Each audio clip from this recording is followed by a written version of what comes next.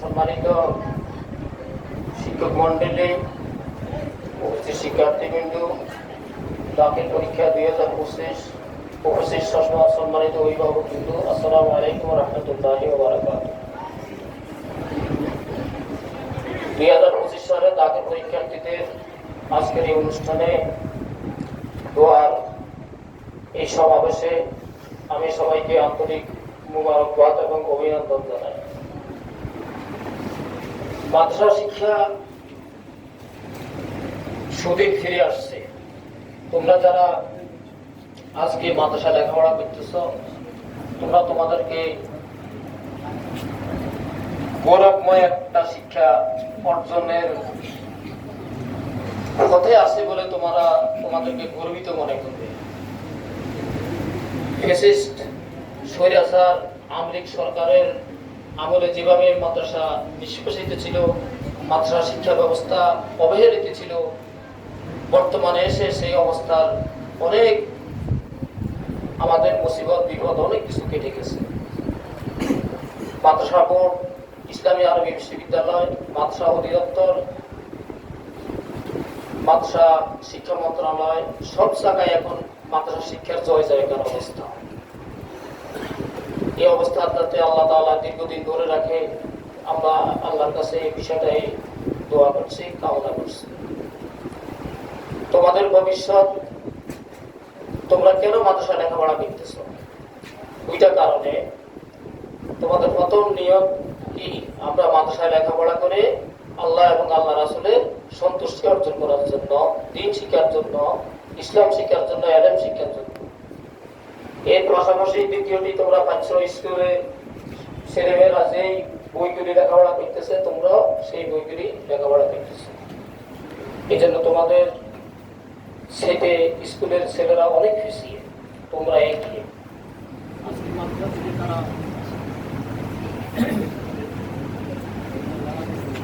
লেখাপড়া করে বাইরে এসে তাদের মধ্যে দেখা গেছে যে মেধাবী ছাত্ররা বিভিন্ন জায়গাতে ভালো ভালো অবস্থানে আছে। মাদ্রাসা শিক্ষাটাতে একটা নাজুক শিক্ষা, এই কথা এখন আর বলার সুযোগ নেই। এখন প্রশাসনের বিভিন্ন জায়গায় যখন তার ব্যাকগ্রাউন্ড মাদ্রাসা দেখে, তখনই ওই লোকটাকে বা ওই অফিসারটাকে ভালো পোস্টে পোস্টিং দেয়। এই যে 2017 সালে আমাদের মাদ্রাসা ছাত্র ম্যাজিস্ট্রেট কাউসার হামিদ, এই যে লাকসামের উপজেলা নির্বাহী অফিসার, 2017 সালে আমাদের এখান থেকে কামাল পাস করেছে। ডাক্তার আহসানুল কবির আমাদের ছাত্র, ডাক্তার আফতাব আমাদের ছাত্র। শাহরাস্তি উপজেলায় এমন কোন স্কুল, কলেজ, মাদ্রাসা এবং প্রাইমারি স্কুল নাই যেখানে আমাদের মাদ্রাসা শিক্ষক নাই, আমাদের মাদ্রাসার ছাত্র নাই। সব জায়গায় মাদ্রাসা শিক্ষার এখন জয় জয়কার অবস্থা। এই অবস্থার প্রেক্ষাপটে তোমাদেরকে মাদ্রাসা শিক্ষায় শিক্ষিত হবে, এই মনমানসিকতা রাখতে হবে। দাখিল পাস করার পরে অনেকেই চিন্তা করো কলেজে লেখাপড়া করবে। আমরা এই পর্যন্ত যা দেখেছি, মাদ্রাসা লেখাপড়া বন্ধ দিয়ে যারা কলেজে গেছে কেউ ভালো করতে পারে নাই। অনেক মেয়ে মহিলা কলেজে গেছে, যাই ভর্তি হয়েছে, দেখা গেছে তার রেজাল্ট খুব খারাপ হয়েছে, পাশে করে নাই। অনেক ছাত্র পার্শ্ববর্তী মেয়ের কলেজ, সুশীপাড়া কলেজ, বিভিন্ন কলেজে যাই ভর্তি হয়েছে, তারা লেখাপড়া থেকে সরে গেছে। কিন্তু তাদেরই সাথে শেষ পর্যন্ত কামাল পাস করে বাইরে গেছে, তারাই বিভিন্ন জায়গায় প্রতিষ্ঠিত হতে পেরেছে। আমাদের এই মাদ্রাসা কামেল 4 বিভাগ বলা, এখানে হাদিস তাফসীর, ফিকহ, আদব, কামেল 4টা বিভাগ আছে। অনার্স আছে, আলেম পর্যায়ে আমাদের বিজ্ঞান বিভাগ আছে। তুমি কোথায় যাইবে? ইতিমধ্যে আমরা বিএসসি খোলারও আমরা আবেদন করেছি, অনার্স করে আরেকটি ছাত্র। তোমাদের দাখিল পরীক্ষা শুরু হবে। এই যে মেয়েরা যারা এই সাইডে বসছো, তোমরা এই সাইডে বসে তোমরা পরীক্ষা দিবে। এই হলে তোমরা এখানে বসে পরীক্ষা দিবে। আমাদের মেয়েরা এটা কি কত বছর এই দিনে কল্পনা করেছ? হ্যাঁ, কল্পনা করে নাই।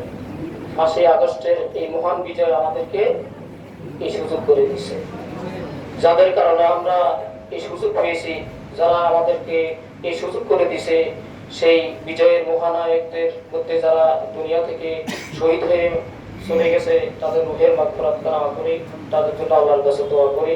যারা আহত হয়ে এখনো জীবিত আছে, আল্লাহ তাআলা তাদেরকে সুস্থতা দান করুন। এবং যারা এই বিজয়ে অংশগ্রহণ করে একটা সোনালী স্বপ্ন দেখাচ্ছে আমাদেরকে, আমাদের একটা দেশের একটা সোনালী ভবিষ্যৎ আমাদেরকে দেখাইতেছে, আল্লাহ তাআলা তাদেরকে এই দেখানোটা যাতে আল্লাহ কবুল করেন, আমরা এই দোয়া করছি। এই দেশের মানুষ বেশিরভাগই ধর্মনিরপেক্ষবাদকে এই দেশের মানুষ বিশ্বাস করে না। ধর্মনিরপেক্ষবাদকে এই দেশের মানুষ খায় না।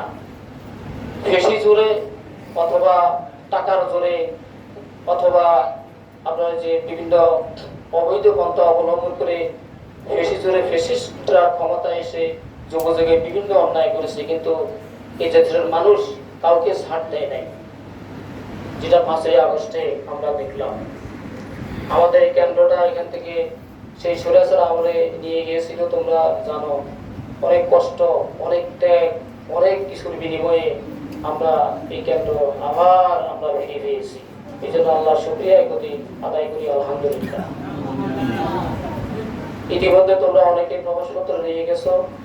পরীক্ষার ফলে তোমরা কোনো প্রকার অসৎ উপায় মানে নকল করার কোনো সুযোগ পাবে না। একজন আরেকজন দেখে লেখার কোনো সুযোগ পাবে না। এই বিষয়গুলি নিয়েও আমরা আজকে মিটিং করেছি। এখন 12টায় আবার ইউনো বিষয়ে আমাদের এই বিষয়গুলি নিয়ে মিটিং হবে। ইউনো সাহেব আমাদেরকে ডাকছে। কেন কেন এরকম পরীক্ষা হবে? তোমাকে একজন ভবিষ্যতে সুনাগরিক করে গড়ে তোলার জন্য। তুমি যদি নকল করে আরেকজনের দেখে পরীক্ষা পাশ করে তুমি সার্টিফিকেট অর্জন করো, তাহলে তোমার ভবিষ্যৎটাই হবে নকলের সার্টিফিকেট। তোমার অরিজিনালিটি বলতে আর কোনো কিছু থাকবে না, তোমার নিজস্ব সত্তা বলতে কিছুই থাকলো না। ওই যে আমি তোমাদেরকে বলি, হ্যাঁ, নকল করে লেখা মানে কি? আরেকজনের দেখে লেখা, এটাও নকল। একটা কাগজ করে থেকে লেখা, আরেকজনের বলি দেওয়া, এটাও নকল। নকল না? ওটাও নকল। কিন্তু তোমার মনের ভিতর থেকে, নিজস্বতা থেকে, তোমার পাঠ থেকে তুমি যদি দেখে শুনে কিছু লেখো, তাহলে সেটা হবে তুমি আরেকজনের দেখে দেখে এ প্লাস পাবে না। তুমি মেধাবী হওয়ার কারণে তুমি এ প্লাস পাবে। এবং আমি আশা করি আমাদের শিক্ষার্থীরা মেধাবী, যদিও আমরা তাদেরকে ক্লাসে পাই নাই, কোচিংয়ে পাই নাই, মডেল টেস্ট পরীক্ষায় পাই নাই, এটা আমাদের কষ্টের কথা। তারপরে যারা অ্যাক্টিভিটি ছিল, যারা নিয়মিত ছিল, আশা করি সবাই তোমরা এ প্লাস পাবে। এই যে পরীক্ষার্থীরা সবাই আজকে এখানে উপস্থিত আছো না? হ্যাঁ, আমাদের তো পরীক্ষার্থী হলো 61 জন। হ্যাঁ, 61 জন। সারাস্তি উপজেলা আর কারো এত বেশি পরীক্ষার্থী নাই। আমি তোমাদেরকে বলি, তোমাদের সবাইকে যে পরীক্ষার ফলে সার্বক্ষণিকভাবে তোমরা আমাকে দেখবা, আমাদের বাসিক জীবন সাহেবকে দেখবা, আমাদের কামরুল সাহেবকে দেখবা, তারপরে রেজাউল সাহেবকে দেখবা। আমরা কিন্তু ইউনূস সাহেবের অনুমোদিত মানে একবার সার্বক্ষণিক হলে থাকার পারমিশন ওলা লোক। জানো যে সুলাইমান আলাইহিস সালামের কাহিনী জানো নি? সুলাইমান আলাইহিস সালাম ওই যে সূরা নমলে না, ওই ফিফলে, হ্যাঁ নমলে, ওই ফিফলে কইতেছে আর সুলাইমান আইতেছে তাড়াতাড়ি খাতো খান্দা। এই সুলাইমান হইলে সেই সুলাইমান, কথা বলছেন নাকি? হ্যাঁ হ্যাঁ হ্যাঁ, ফিফলে হাতরা ডরায়, কথা বুঝছো? কে ডরায়? ফিফলে। সুলাইমান আইতেছে তাড়াতাড়ি কি ফালা। হ্যাঁ, তো আদর্শ আছে সারাক্ষণই। আমরা কেন্দ্র আমাদের এই জন্য আমরা সার্বিকভাবে সবাই জন্য আমরা, কিন্তু নকলের জন্য আমরা নাই। কাউকে আমরা কোনো নকলের সহায়তা করব না, নকল করার সুযোগ দিব না, দেখে লেখার সুযোগ দিব না।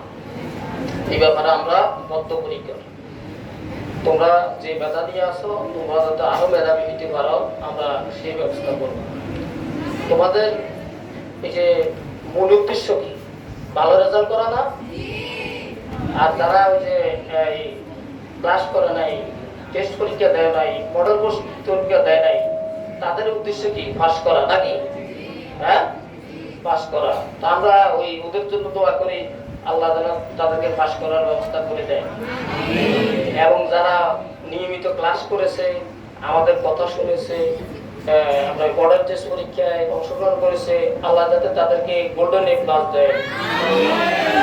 আমরা তোমাদের জন্য দোয়া করি। একেবারে পরীক্ষা সংক্রান্ত বিষয়ে অত্যন্ত অত্যন্ত অত্যন্ত জরুরি মিটিং, একেবারে এখনই হয়তো মিটিং শুরু হয়ে গেছে। আমি চলে যাচ্ছি। পরবর্তীতে আমাদের আমির কথা বলবেন, ভাইস প্রিন্সিপাল কথা বলবেন, কামাল সাহেব কথা বলবেন, কামরুল সাহেব কথা বলবেন, মহাপ্রশ্ন কথা বলবেন। সবাই কথা শুনে তারপরে তোমরা যাইও, এর আগে কেউ যাইও না, ঠিক আছে? এটা একটা ক্লাস। এই যে এক একজন ওস্তাদের কথা শোনাতে, এই শোনো, এক একজন ওস্তাদের কথা শোনার কি তোমরা সারা বছর কি সময় পাও? আবুল হুজুরের ক্লাস কি সময় পাও? ভাইস প্রিন্সিপাল সাহেবের কথা কি সময় পাও? এবং আরো শিক্ষক আছে, সিনিয়র মহাদেশরা, সহকারী অধ্যাপক কামালউদ্দিন সাহেবের ক্লাস কি তোমরা সবাই পাও? কিন্তু এই একটা অনুষ্ঠানকে উপলক্ষ করে আজকে ওনারা যে বক্তব্যগুলো দিবে, এটা একটা ক্লাস, এটা একটা শিক্ষণীয় বিষয়, এটা একটা জানার বিষয়। ওই যে আমি দাখিল পরীক্ষার সময় আমার এখনো মনে আছে, আমার একজন হিন্দু টিচার, ওই যে এই নাওড়া বাড়ি একটা কলেজের তাপস স্যার আমাদের এখানে শিক্ষক ছিলেন। উনি আমাদেরকে যে আবারও মারা দিচ্ছে না দেশে পরীক্ষার্থী বিদ্যা অনুষ্ঠান। আমি এই মাদ্রাসা থেকে দাখিল পাস করেছি, আলেম পাস করেছি, ফাজল পাস করেছি। দাখিল পরীক্ষার দোয়া অনুষ্ঠানে উনি বক্তব্য উনি বলছেন, উনি একজন হিন্দু, কিন্তু আমার এখনো মনে আছে, এই শিক্ষার্থীরা তোমরা সাতপুরে শহরের মধ্যে পরীক্ষা দিতে যাইবা, প্রশ্ন হাতে নেওয়ার আগে তোমাদের ধর্ম মতো তোমরা দোয়া দুরূদ পড়বা, এরপরে তোমরা প্রশ্ন পুরাটা পড়ে ফেলাইবা, পড়ার পরে যে প্রশ্নটা সবথেকে সহজ হয় এটার উত্তরটা আগে দিবা। ওই নিয়মটা এখন নাই, আগে তো বৃত্তপাঠ করতে হইবে এখন। তবে ওই যে প্রথম প্রশ্নের উত্তরটা যেটা লিখতে হবে, ওই প্রশ্নের উত্তরটা তোমরা ভালো করে সুন্দর করে লিখবা। এক্সামিনার ওটার উপরে মেসেজ করে পরবর্তী খাতাগুলির নাম্বার দিবে। তোমার প্রথমবারে আমির সুন্দরের কথা মনে হয়, খাতা পাইতাম আমরা 300, উনি দিতে। এরপরে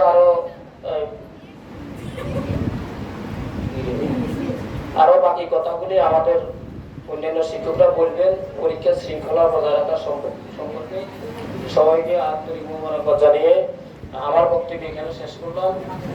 বারাকাল্লাহু লানা ওয়া লাকুম। আসসালামু আলাইকুম ওয়া রাহমাতুল্লাহ।